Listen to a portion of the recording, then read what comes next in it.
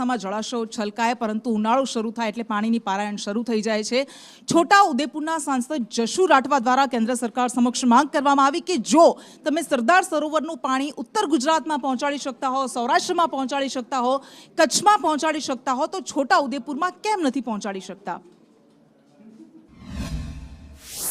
सरकार और भारत सरकार पीने और कृषि के लिए पानी की व्यवस्था करने की दिशा में कुछ महत्वपूर्ण कदम उठाए हैं, लेकिन मैं आपके माध्यम से यह निवेदन करना चाहता हूं कि शेष क्षेत्रों में भी पानी की व्यवस्था और सुनिश्चित करने के लिए केंद्र सरकार की मदद उपलब्ध कराई जाए।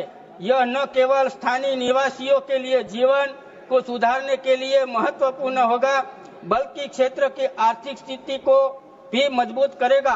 मैं आपके माध्यम से ध्यान आकर्षित करना चाहता हूं कि मां नर्मदा का सरदार सरोवर बांध के माध्यम से